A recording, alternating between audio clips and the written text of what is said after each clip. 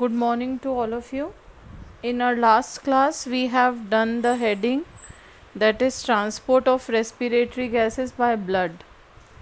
In today's class, we are going to learn the last two topics of the chapter, that is regulation of respiration and the various disorders of the respiratory system.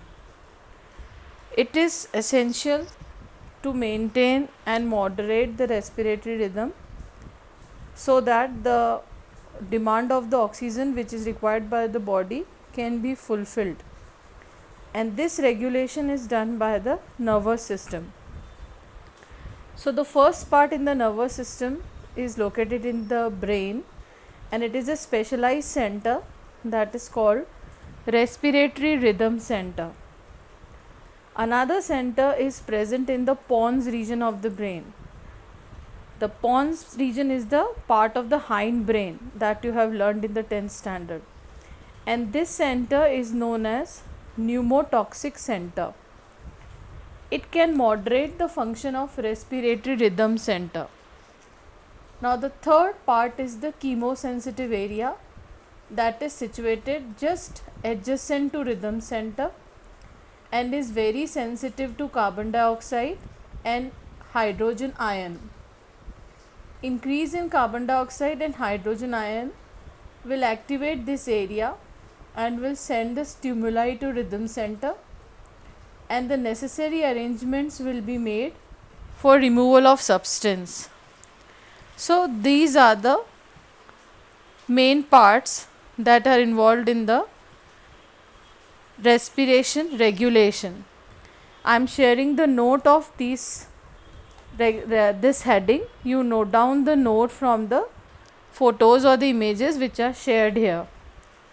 Now let us see the next part, that is the respiratory disorders. So the respiratory disorders basically involve the first part, that is the asthma. Asthma is a chronic lung disorder and it obstructs the airflow. Basically, the main symptoms for the asthma is swelling of the lungs, mucus in the airways, and tightening of the muscles around the airways. The next most common disorder is the emphysema.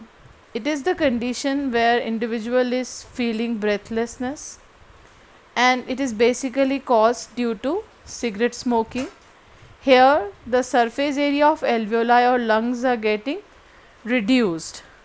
So this is the next type of disorder which is very common. Now the third is the occupational respiratory disorders. This is because of the work the person used to do in industries like stone breaking industries, grinding industries, where a lot of dust is produced. Under that condition, the people are exposed to these particles for longer duration, and as a result it results in inflammation leading to fibrosis, and thus the serious lung damages occur. So it is basically advised that workers in such industries should be provided with the protective mask so that they can avoid such type of disorders. So this is all about the chapter. Now you prepare the notes from the slides that are being shared here, and in case of any doubt or a query, you can call. Thank you.